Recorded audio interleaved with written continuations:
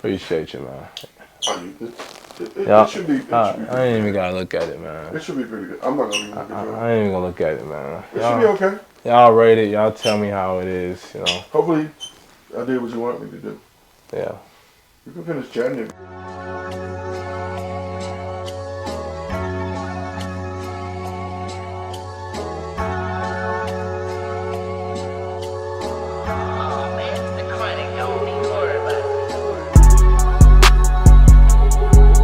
What's good, y'all? It's your boy Sitting Entertained, and we're back with another video of Chop Talk, and we're on episode 5. 5 is a lucky number. If you haven't already, check out my documentary. We're here with the official John J.B. Bivens, the celebrity barber, the traveler, the old head barber. Can we get a round of applause?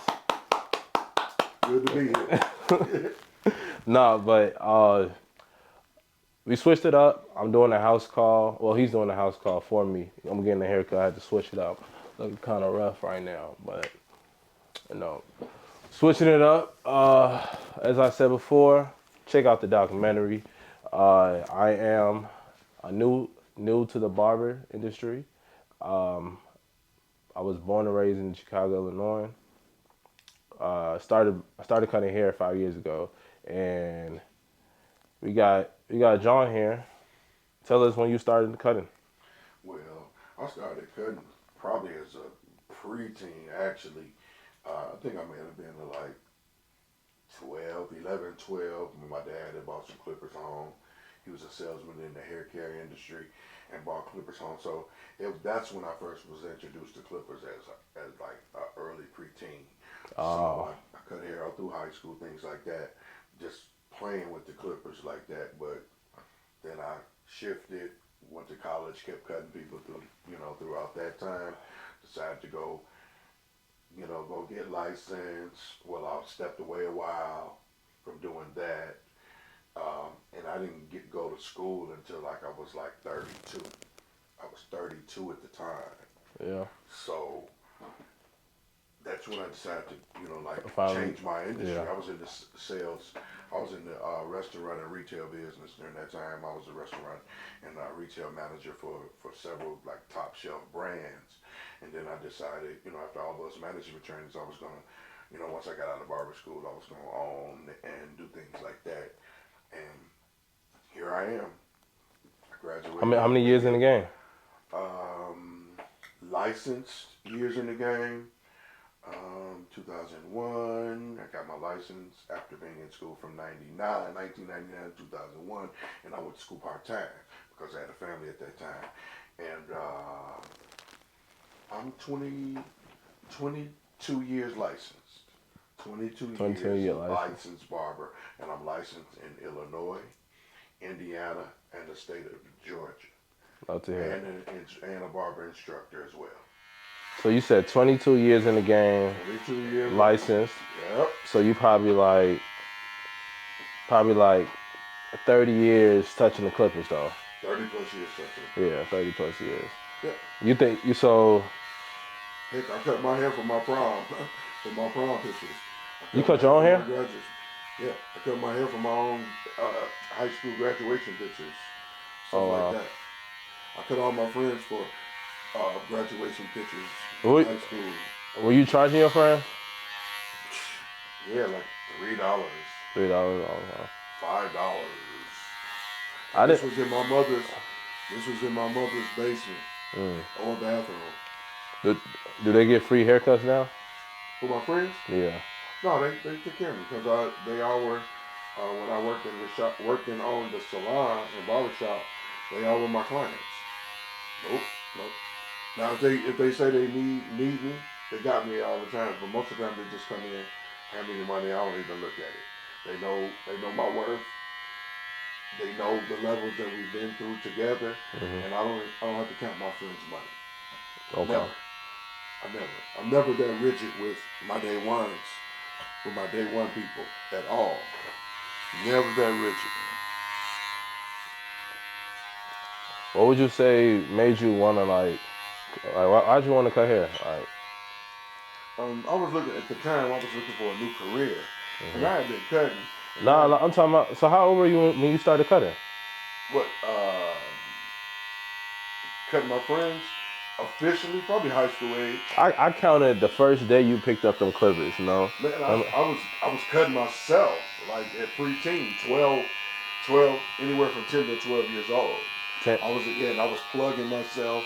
So I learned how to fix a mistake you say, how old were you? between 10 and 12 years old. Okay. Yeah, 10 and 12. yeah. By the time I reached That's high school, I was still plugging myself a little bit, but I was used to it. I learned how to fix a mistake before I actually learned how to cut a whole head. So that's what made me good. Fixing mistakes, learning how to adjust the clippers, learning to grab bigger guards, learning to go in the grain, with the grain, against the grain. That's how you fix a ball spot. Turn it off. Okay. That's how you fix a ball spot. You go in it Type and shit. bring it down and see if it's blending, and then you see where it's going. If it's not using with that guard, you go grab another guard, lower. One step. I would take the guards in levels because that's why they got ones, twos, threes. And the clippers I was using at the time were Wall, and they were $14.99. So I cut hair with them, and I lined with them. I would pour alcohol on the blade after I cut, brush it off, and use them to line. And I was always known as a person that did great lines. My lines was always on point. So at that stage, and then when I got in high school, people started like, man, well, my friends knew, my closer friends. So guys that I knew, my cousin, his good best friend, his best friend became one of my best friends. And then he was always telling people about me. And they would be in my mother's house, $3, $4, getting haircuts and stuff like that. And they were all getting this. Even all over, and we wore waves. Oh, okay. So you were used to this. So I was good. We weren't even tapering it. I was doing designs like arrows. I wore an arrow in the front of my head. Like an avatar? Like the first design. I wore that on my graduation pictures. Me and my friend. So my friend got an arrow on the side of his head. I threw the line and did the arrow right there, and I did an arrow up the middle of my head. A skinny arrow or like a big arrow? Nah, mine was fine because my lines were on point. Yeah, I didn't like nothing wide. I ain't do nothing wide. You know, and that's. I used to get a lot of designs on my head too. Like yeah, I didn't really like trip. I didn't really trip. I'm gonna see how these work. Like I used to get a star on my head, and the whole star. Star too. Yeah, like the whole star was like bald. Like I mean, not the whole star. Inside the star was bald, but it was outlined twice. If you know what I mean. So who was around you when it came to your barbering and stuff? Like, what were everybody else thinking? They were thinking I was good. So no one like was like, nah, you gonna be messing our heads up. Nope. Everybody trusted me. I'm surprised by that. I even had one of my friends that had a baby in high school. He bought his. I gave his son his first haircut. Now his son is grown and about to get married, and I practically raised him from. He got his first haircut at 1. Now he's almost going on 40 years old. He was like he always says he was my first client. Yeah. Yeah, he always says it. So those guys were around me, and those guys did not care. It's crazy because when I started, I ain't gonna lie, like a lot of people, I probably watching, but a lot of people would, a lot of people would literally tell me like, I mean, some people, you know what I'm saying, but everybody got their opinion. But I don't know, I was just so goofy. I don't say goofy, but everybody knew I was always goofing around, especially when I was in high school.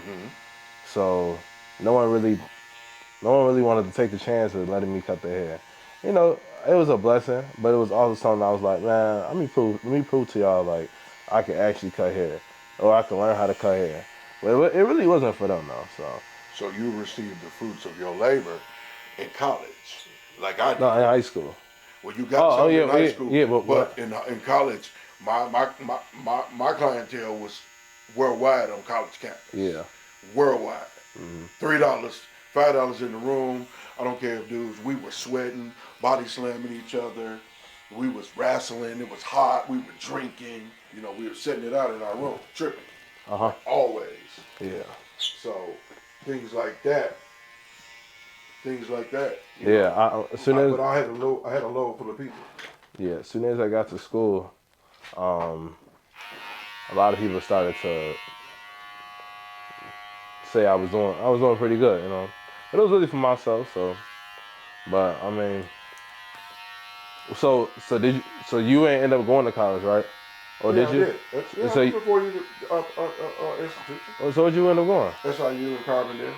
And those same friends that I did in high school, we all ended up going to the same Same college college, and together. you was cutting over there too. Man, I blew up in college. Oh, so you was busy. Okay. And guess what? Those people now that I'm a professional, all of my college friends turn into my clients. Yeah, that's how, that's Like literally money client. Like yeah. A they lot of live my by it. yeah a lot of my clients are a lot of my clients are from in the city, but Mm-hmm. when I was in college, it was most of my college friends. Some of them still come to me. Oh yeah. You know, Yeah. It's big time, I mean man. they're the ones that really. I mean, my homie Noble let me start on his hair first. Yeah. You know, I used to do my brothers. Yeah, then my brother right after Always Noble, my brothers. and then I My did yeah. sister wanted her side of her head shaved. My sister knows how to cut hair. My brothers knew how to do stuff with the clippers and do their faces and things like that. So everybody was picking up. Everybody had clippers. If not nothing else, everybody had gray, gray liners. Yeah, Literally, I was everybody had those. I definitely had like two friends that let me cut the hair, Noble and E-Man, and they like I ain't gonna lie, like I had it was something like I really couldn't do on somebody else, Mm-hmm. but I don't know, I really couldn't even fade, I couldn't even, but it was something to learn. I was, but let me ask you this: Mm-hmm. when you was in high school, were you so when did you start like wanted to like have all these clients like or when did you start charging people like more than $10 and you knew you was like you got some passion in it? When I finally jumped into business, when I finally jumped in after undergrad, and I decided to leave retail sales and restaurant management alone and go to barber school. And I was like age 32. That's when I decided and I knew that I was about to do it. So I did that like that. And they would come up to the barber school so that I could get haircuts. And when I stopped them from coming to the barber school, I brought them back in this same room right here. As I was So graduating. this room, so you had this care This for a room is minute. history. How This long? room is part of history. 20 some years. Yeah. I started, these are my original hooks that I put in here in 1999 when we bought the house. I put those hooks right there that you're looking at. I put those in this room when I went to barber school. Nice. Those hooks right there. And this is when I started cutting in there, in this room. And I would have people in here. Some of the same people. Nah, that's real good. Yeah. Did you so you know I don't blame you, man. That's a good hustle because It's more than a hustle. yeah, it's more than It's a more. hustle. It's not. It's a And career. yeah, and that's And what I that's the realized. problem we have to tell people. Yeah, that's what I It's not a realized. hustle. Cause like when I was in college, it was more of a hustle to me. That's because of the. Yeah, Yes. cause I was hustling. I was Yeah, really you were. hustling, and so like, but eventually I started realizing like, man, like I can really have fun with this, But the good cause it's question like, is, yeah. yeah, but I didn't start actually having passion into it until I came to the city, cause I'm like, what am I gonna do with this skill? Yeah. And, so you got an LLC and all of that. You did that on business Mm-hmm. side and all of that. Mm-hmm. I got a corporation. Okay. Yeah. Mm-hmm. My corporation is as old as my career. I did that immediately. Yeah, I went into opening my shops with it. When I opened my shops, I had all that in place. EIN number, business name, corporation, shop name, everything. And my shop name was what the business name is. Mm. So So how was it cutting like those different type of teams? the players and stuff, Yeah. it was cool. What what what Nervous. what, what teams was it again? You said you were nervous, Oh no, Chicago Bears. and you were doing all different type of hair textures. Man, please. Everybody. The white players. Brian Urlacher was my client. Thomas Jones. Devin Hester was my client. Oh wow. I had all those. I went to the Super Bowl with them. I was a Super Bowl, locker room Super Bowl barber. When they Oh, went you to went to the Super Bowl? the, What year? the 06-07 season when the Bears went against the Colts, I was a Super Bowl barber. Oh, and that's the one you took Jordan to, right? Which? I took Jamal to the Uh, NFC championships through oh, all of that. Jordan didn't go. Jamal was like 10, 10. China. He was. So Jamal got to go to all that. Jordan might have been. They're 7 years apart. Right. So Jordan might have couldn't go. Jamal went to all of that type of stuff. The Bears, Jamal was always there. They love Jamal. They know him. We're talking about Israel Adonijah. That's our friend. They love Israel loves Jordan. Adewale Okay, Agulier. I remember Those him. are my guys. Yeah. That Tommy Harris. So you used to cut. Those are my guys. So what The time? whole D line. So what time would you have to like be there over that? Like Uh, before the game started? practice Wednesday. Oh, practice. Practice on Wednesday. So that's when you First cut. day of the week for them. Oh. First day of the week is Wednesday for the NFL. And That's the first practice day of each work week. Monday and Tuesday, they would find their injuries, do film on Monday when they travel back in. Tuesday they'll go do charity work all over the city of Chicago. right. Wednesday's the first day of practice. Pads, everything, cleats, everything. Yeah. So I would be in the locker room when they come off the field. They'll Oh. come in, pads, And you cut. taking You cut. gloves off. So what day of the week would you cut them? Wednesday, On Wednesday. Wednesday. I did the Bears on Wednesdays and Fridays. Wednesday at the team facility. Right. Then after the team facility, if some of those guys had obligations or something, they'll invite me. I became friends with them. They'd tell me to come over to their house. So you built a lot of After that night, all night Wednesday. Then they'll be texting me. They was like, I'll see you Friday at the team hotel. If they were at home. Yeah. If they weren't, I would see them Friday up in the day at the facility. That's where they did chapel. They would have Bible study. Oh yeah. They would do chiropractor. They would do all that type of stuff on Friday. On Friday. Yeah, and then get ready to travel on Saturday. Wow. So I was at the facility. I cut the coaches. Yeah, I definitely feel that. Like, Lovey Smith was the coach.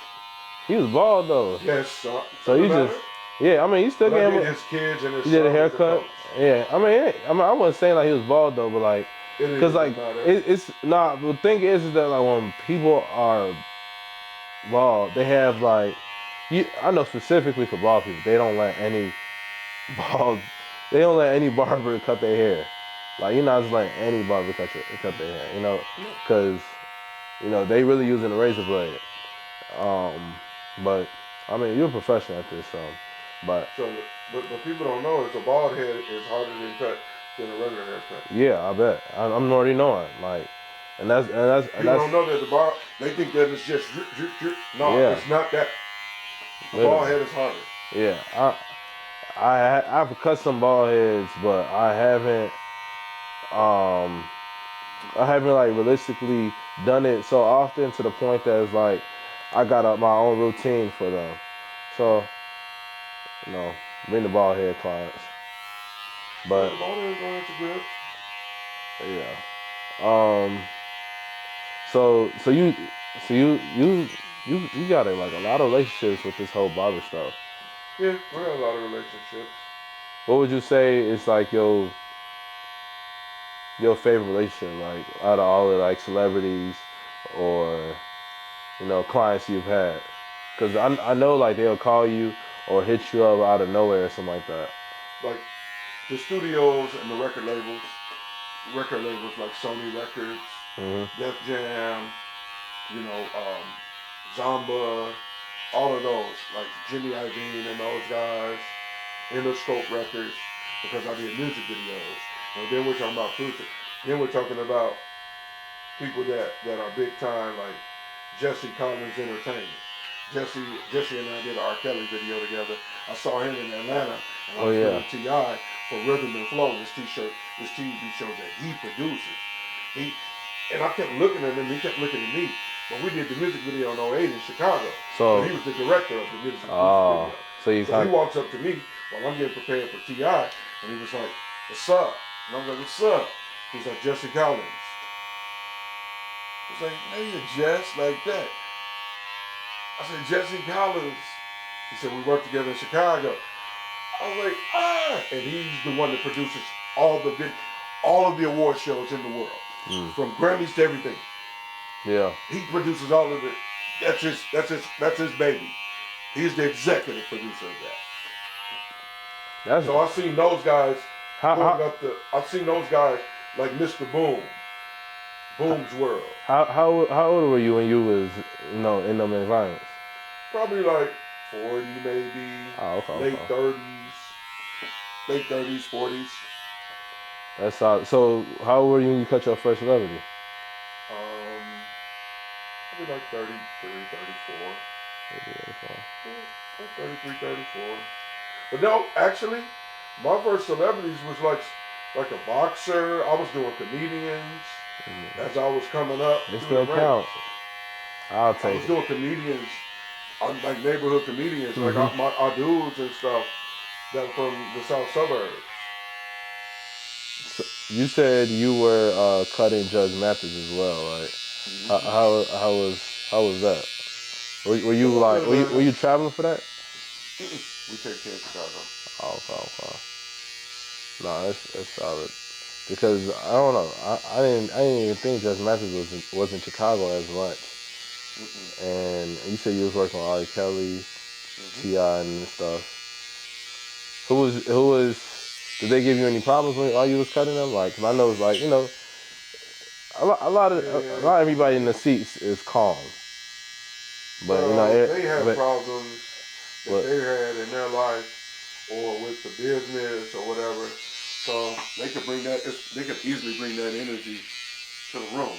yeah. You know what I'm saying? And let it spill off on you.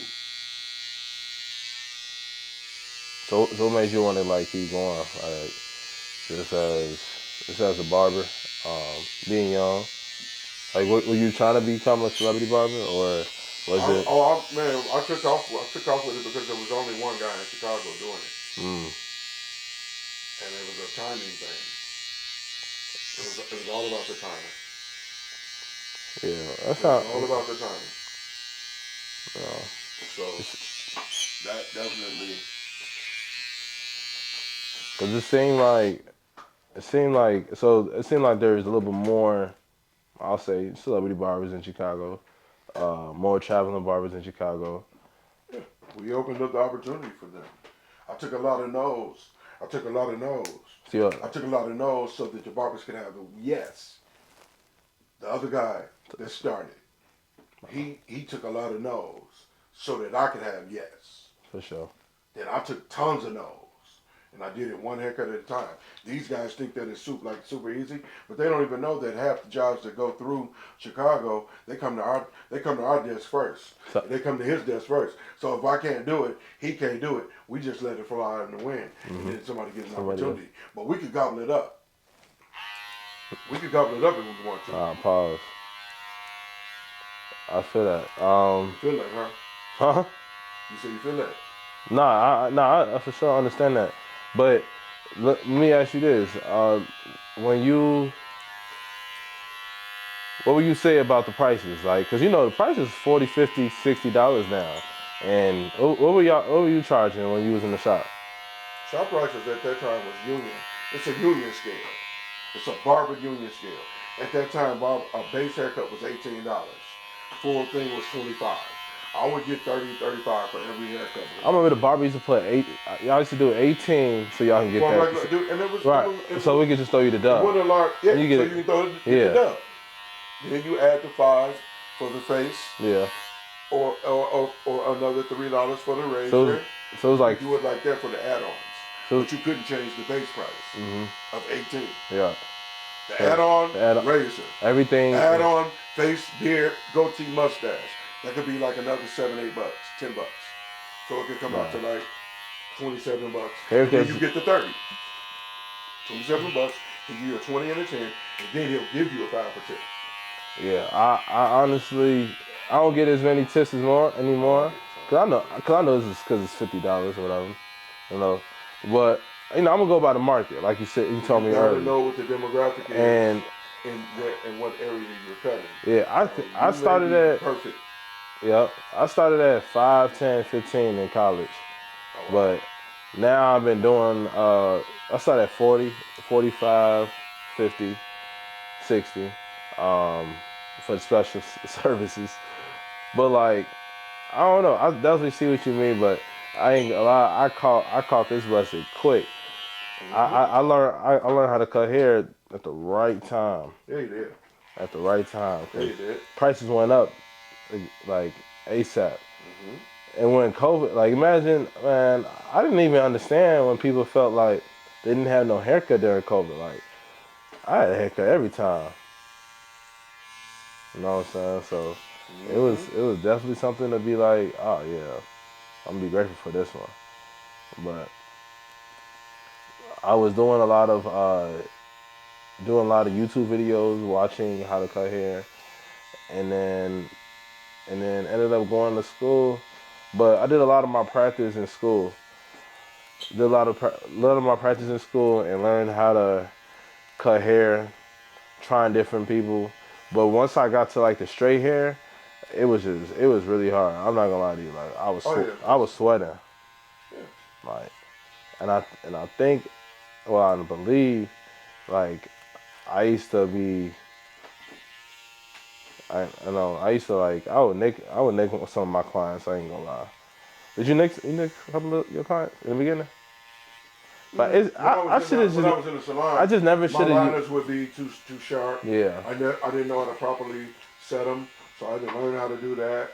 I should have never used a razor so early in the game.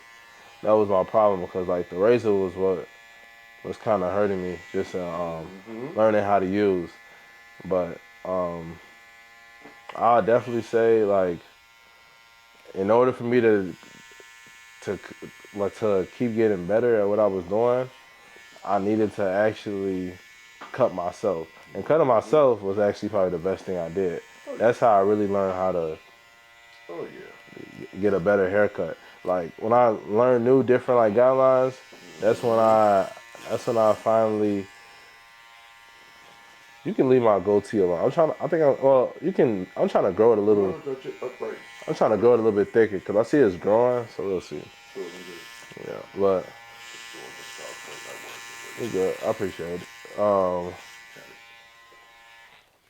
But I forgot what I was saying.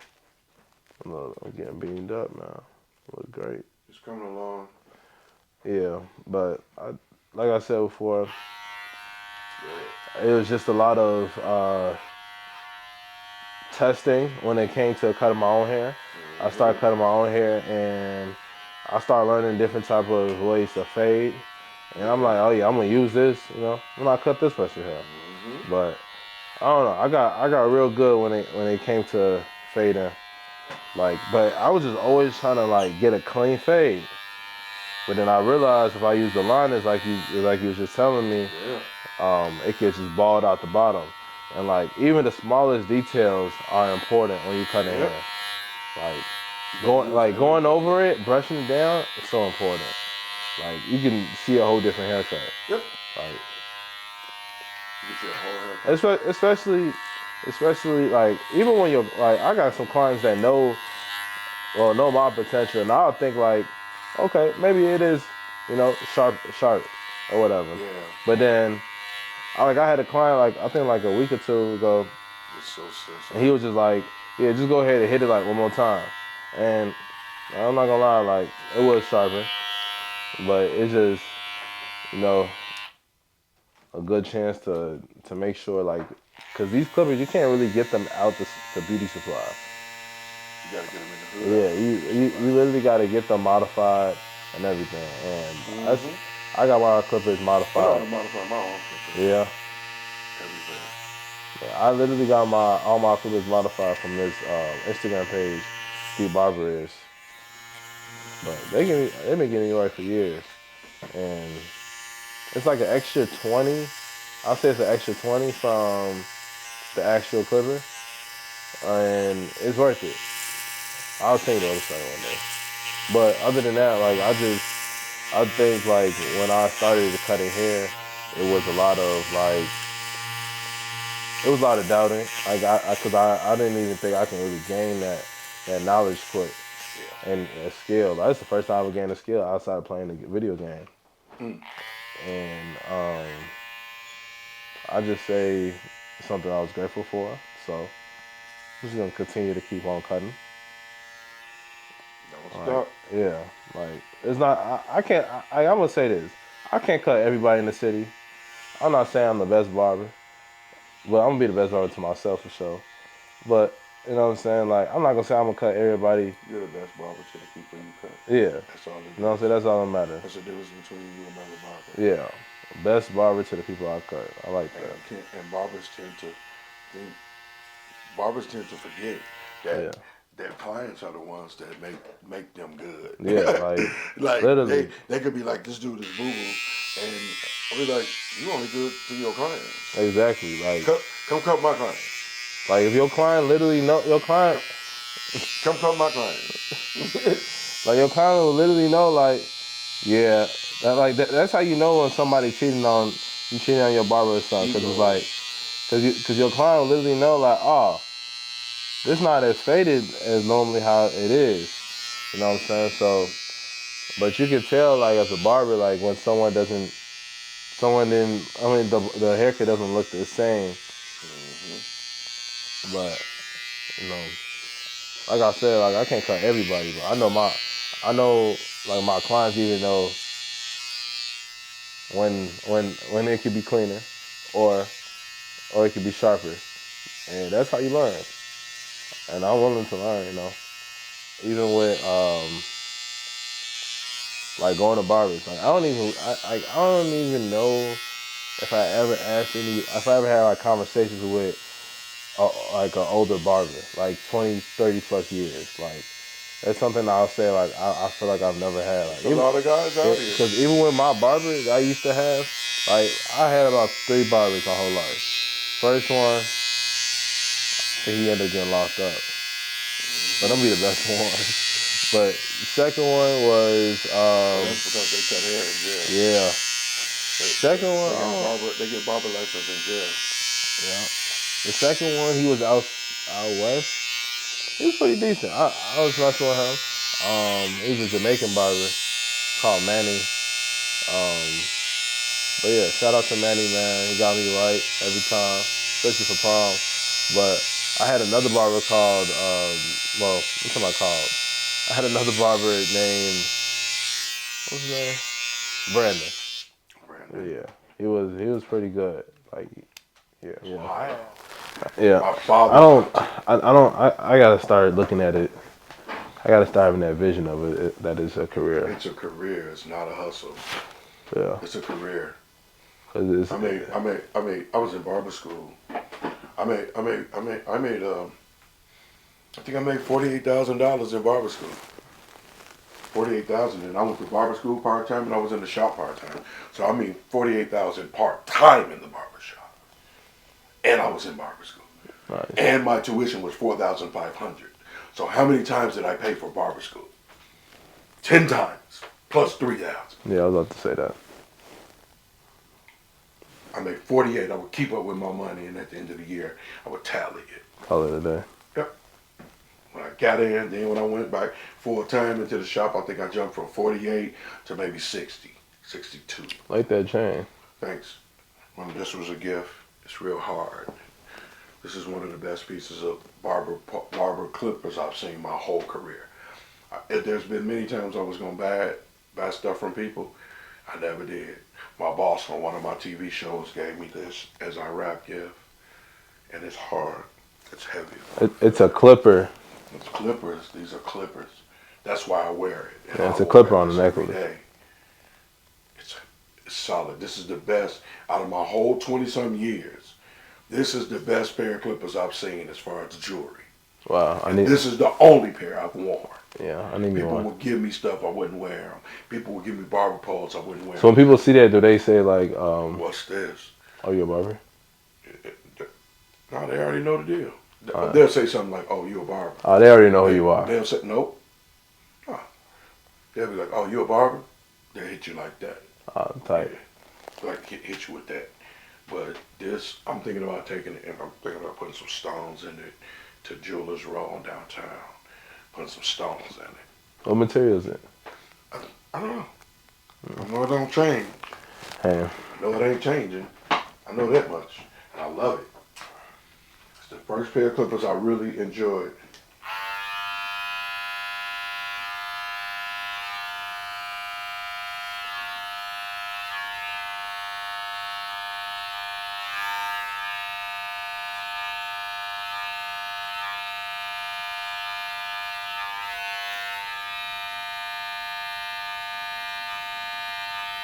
let me know when you're almost done.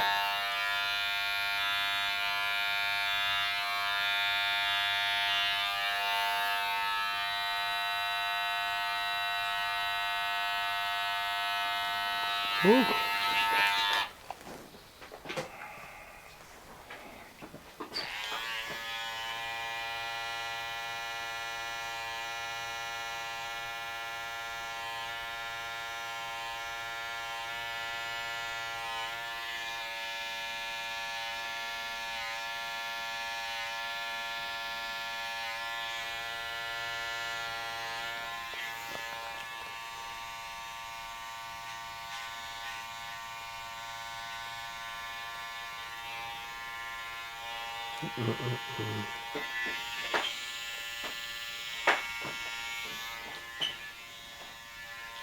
Yeah, I normally try to have like, how you think it's going? It's going good. You gotta hit. You gotta hit. You gotta hit. You gotta hit. You gotta hit the questions right. The stuff that you want to know, or you want people to know. Yeah. You know what I'm saying? You can keep playing it like you're getting your hair cut. Yeah. And if something pops up, I just know. you'll rock it. Oh yeah. Yeah. Yeah. Um. Yeah, I know I'm gonna be doing a lot of this. Like I gotta mess with the sound and shit. So, but no. So other than that, have you ever done anything like community wise to helping others out and shit? Yeah, I did. I think my first project was I would go back to drug facilities and cut hair for like Yeah. $3. I went to back to school. Well, this wasn't back to school. This was during school, and this was in 2000 right here, December 5th, 2000. And we Oh. were in the computer. This is one of the schools in the community, and we were in the computer lab. As you see, they got old computers. Oh wow. Me and my guy, I was the owner. And then I was cutting this little boy hair, and they interviewed me in the caption in the local newspaper. That's actually crazy how. And the school ended up allowing us to get paid $10 a haircut too. Wow. Yeah. And that was We took that to the school. and that was what school was that? That was a school. I think that was Franklin School. Wow, That that's was crazy. out in the suburbs. Wow, that's a legendary moment. Yeah. I, It's a dope plaque. yeah, I love the plaque for sure. So what would you say for the young barbers and stuff? Younger barbers. My thing is with the younger barbers and any barber is, man, stay humble. Like, I don't like haughty. I don't like barbers. It's easy. It's almost like riding a bike. Once you get to learning how to ride a bike, a person puffs his chest out. He starts popping wheelies on the bike and things like that. Barbers do the same thing when they make their first $500 or their first 300, and then it goes up, and they haven't been raised to be humble. Some of them, because you get some kids that are envious of others or they compete and it's almost like an artist. And I always say this: you got Da Vinci, you got what's the other one with the C? Um, Leonardo da Vinci, and you got all of those guys in that era. They're all artists, right. but guess what? They were all great artists. Yeah. Three, three great artists, and I bet they didn't have problems with each other. But guess what? They kept creating art. Because they were all like on one team. They were not even if they weren't even on the same team, but they had their own following, Mm. and they had art lovers. So So people collected their pieces. that's how they got the audience. That's a razor. I had that sketch. That's a razor. You see it? Mm-hmm. Yeah. I didn't even think about it like that. They're all artists. And Barber's an artist. That's why it's called tonsorial artist. That's what you It's got. another name for a barber. Tonsorial. Artist. I'm a tonsorial artist. Tonsorial artist. Now I definitely feel that when it comes to like actually doing it, because that's the only way you will learn and be versatile and learn how to do other type of styles of hair. Like I remember like last summer, like I didn't cut them, but when I threw the wig, I don't know if you ever seen the video when I had threw the wig on one of my clients' hair on his head. I did. Yeah, like that was something I knew. Excuse me. I knew that I could. I knew I could definitely cut his hair, but it was a matter of cutting this different type of style of hair. The next thing you know, I'm throwing a wig on his head. Yeah. And then trying to throw a wig on his head, it's like you gotta be versatile. I feel like that's when when you said earlier, like you gotta like stay ready, you gotta like be ready, because I know like back then when people nowadays is a lot of appointments, everybody doing appointments. Back then you in the barbershop and then somebody come in and they didn't wash their hair or they got different type of hairstyles or straight hair and they need a barber like right now. That's when you do it. You know what I'm saying? I did appointments my whole entire career. A whole time career. That's good. I did walk-ins one time. How'd you like it? It was cool. It helped me get ready. But my whole entire career, I did appointment only. Yeah, I did. And I was thorough with it. Mm-hmm. I didn't, I was never late. I didn't allow my clients to be late. I did appointments every 30 minutes, and I was on it. Yeah, that's exactly how I get through all my straight appointments. And I required my clients to call if they weren't coming, and to text or call or pay or anything when they were going to be late. Yeah, at least. Like, yeah. I know what you mean. The barbers need to be humble. They need to stop being so aggressive. First of all, what are you competing? You're competing. You're competing to have the best haircut online. Yeah. And to have people come in your place. What about cutting one head and getting paid the price of 40, 50, 60, 70 heads, 80 heads? What if I get paid a price for their whole week? No. Of one head. That's how it could literally be.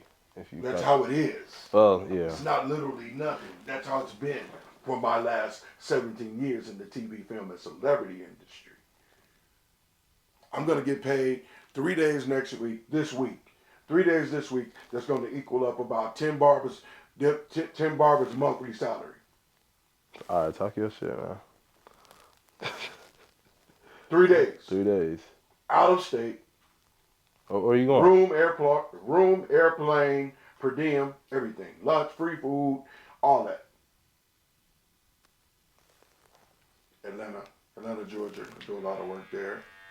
But and that's why I tell barbers to be humble, because they need to know why they're competing against dudes that are on the same block as them. Exactly. You're competing for the customer on the street, Or are you competing to be better so you can go to the next level in the business? I feel like that's a natural thing. I feel like it's a natural And human. dudes don't be liking each Yeah, other. yeah, but Dudes don't be liking each other. They say you boo boo. yeah, They say you this. but that's a natural state. Everybody always want to compare it. You always want to compare everybody. I ain't never compared. No, no, no. I'm not saying. Well, I compare. No, I'm not saying you be comparing, No, I'm but just saying. Okay. but like it is a. I feel like a lot of people is used to doing that. Just when it comes to like someone else learns another skill, you know they learn the same skill, so it's like I don't know, but hey, that's They don't know why they're competing. but that's what makes you stand out when you know you're not competing, you know, and And you know you're humble. yeah, when you're humble, it's All like right. I might need to call a dude in the city to stand in for me to do something. tell me about these achievements that you got. Oh, look at all that work I did. That's all work. Look at Soul Train Awards, Judge Mathis, Film Crew, The Peace is Spike Lee. That's 40. I'm forever in the 40 Acres and a Mule. Look at the hat, the Super Bowl hat, Super Bowl 41. Which one? With the orange on it. Yeah. Right there? That's in Miami. That's why I was orange and blue. Look at the Chirac with the red, black, and green. That's official. That's official 40 Acres and a Mule. And I got a lot of trophies over yeah, there. them trophies From my and years coming up in the barber industry. That's the only place I used to compete. That's the only place you ever saw me competing. Is to get big trophies. how you feel about And those money. trophies? I love those. Those are more important to me than all the money that I won with them. The money's are gone. I told my kids, I said, at my funeral, take my trophies and do a slideshow of all the years I was cutting hair. All the years you got haircuts. And tell the people, both of y'all stand up there and say, this is who my dad was. Yeah, that's deep, ain't it?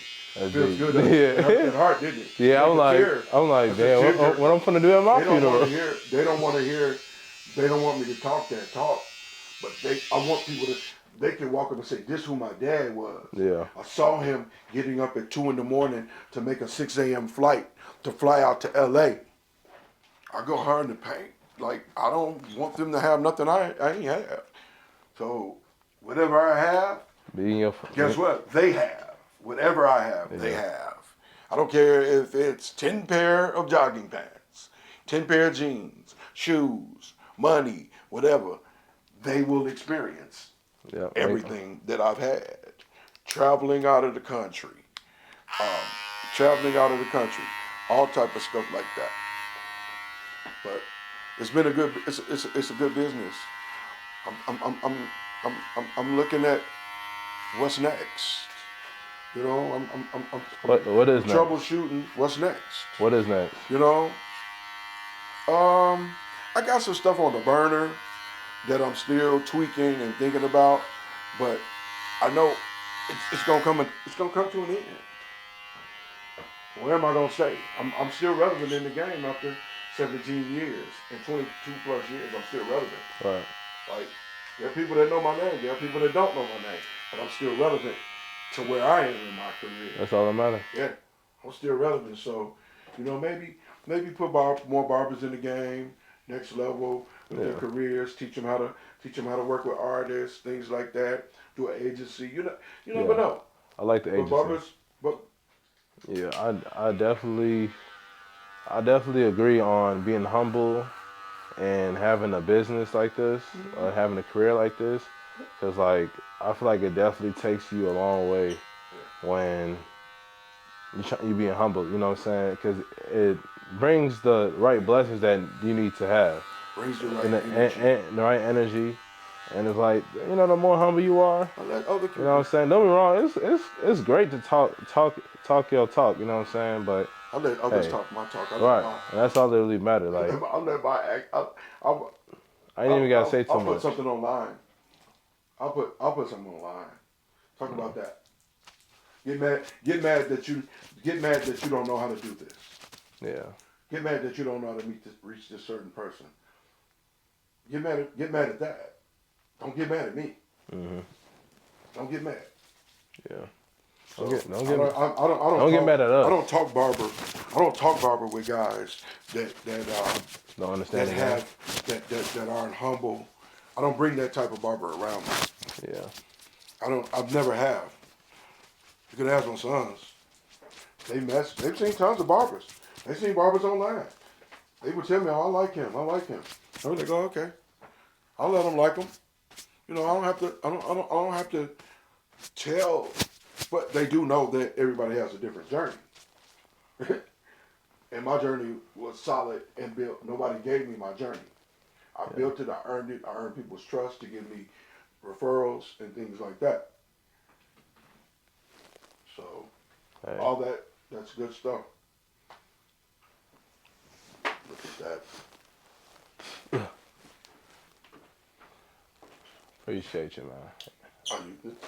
It should be. I ain't even gotta look at it, man. It should be pretty good. I'm not gonna even look at it. I ain't even gonna look at it, man. It should be okay.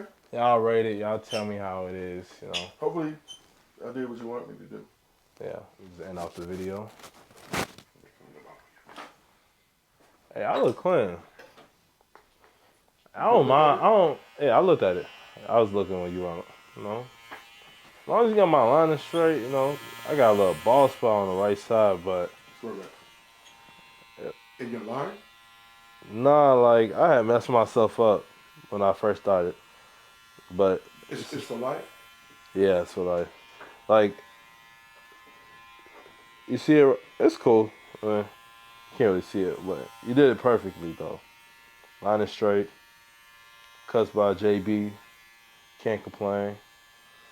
We can leave off on humble. We can leave off on humble, man. The word today is walking humility. The word today is being humble. The word is for this episode is being humble. Because guess what? Yeah. You know what I'm saying? After you retired, I'm gonna slide in, you know what I'm saying? Yeah. But, slide on in. But we gonna pray on that, but we gonna be humble about it. We gonna be humble about it. We're gonna be humble about it. But I'm gonna close it off though. Push it on this plate. Yeah. Chop Talk episode 5. We're done. And we're gonna end it off there. Don't forget to like, comment, subscribe. Appreciate you. The official John, JB Bivens. At JB Bivens on Instagram. On Instagram. JAYBEEBIVINS at JB Bivens.